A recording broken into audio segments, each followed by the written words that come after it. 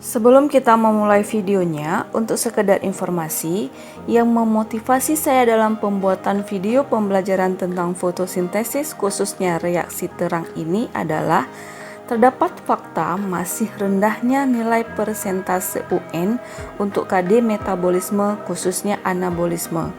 Kemudian setelah saya melakukan uji pengetahuan awal dengan menggunakan soal-soal uji pengetahuan awal yang saya susun sebelumnya sebanyak 30 butir soal, didapat hasil bahwa bisa kita lihat di sini terdapat beberapa butir soal itu terdata banyak siswa yang masih mengalami miskonsepsi.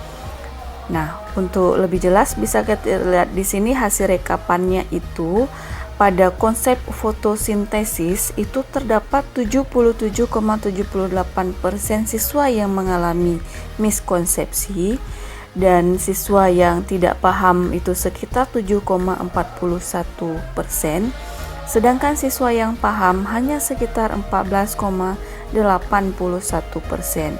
Nah, berdasarkan data ini saya memutuskan bahwa konsep fotosintesis ini perlu saya kembangkan lagi menjadi struktur makro dan mikro untuk mempertegas konsep-konsep atau materi-materi apa saja yang perlu penekanan untuk mengatasi miskonsepsi peserta didik tersebut. Nah, untuk lebih jelas kita saksikan video pembelajaran yang saya buat.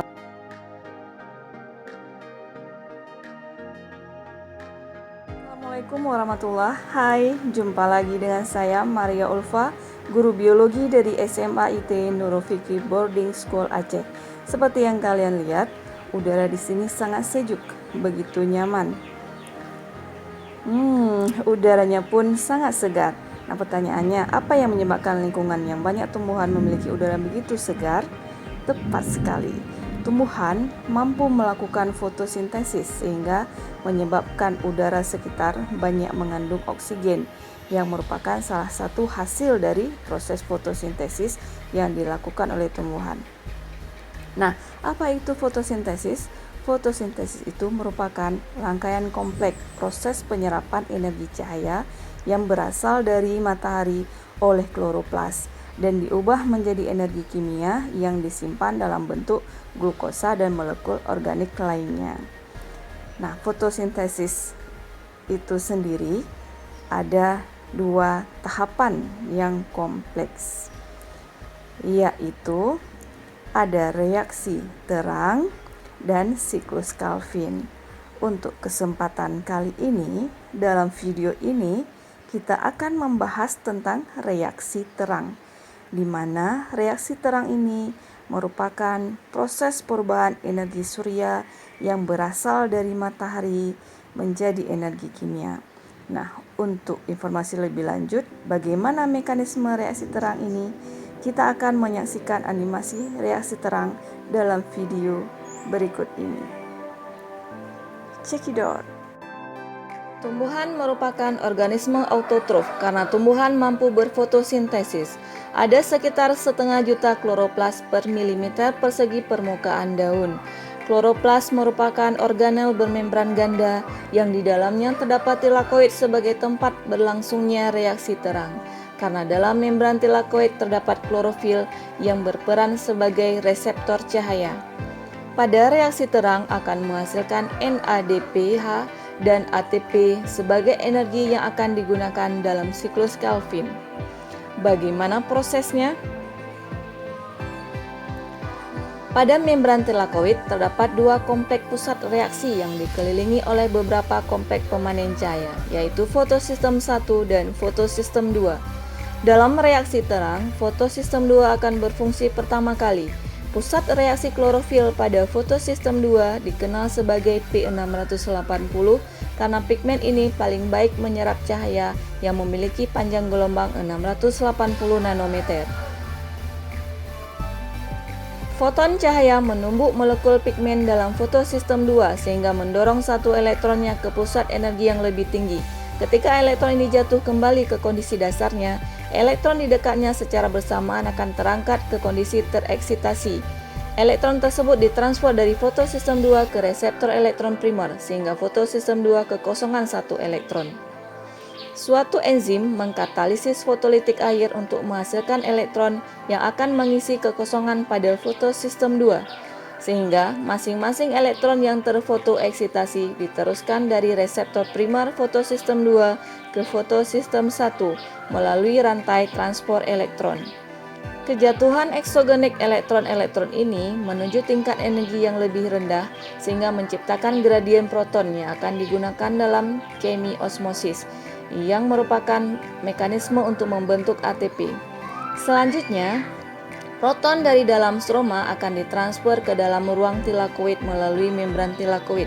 Dengan cara ini, energi potensial yang tersimpan dalam bentuk gradien H+ akan didifusikan melalui kompleks sintesis ATP yang akan digunakan untuk mensintesis ATP.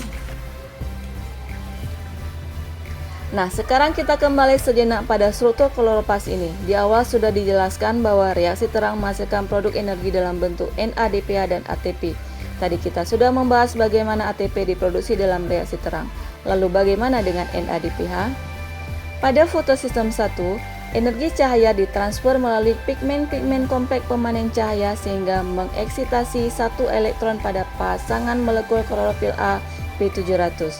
Elektron yang terfotoeksitasi kemudian ditransfer ke penerima elektron primer fotosistem 1, sehingga penerima elektron yang kosong pada fotosistem 1 menerima elektron dari fotosistem 2. Dan sekali lagi terjadi fotolitik air untuk menghasilkan elektron yang akan mengisi kekosongan elektron pada fotosistem 2.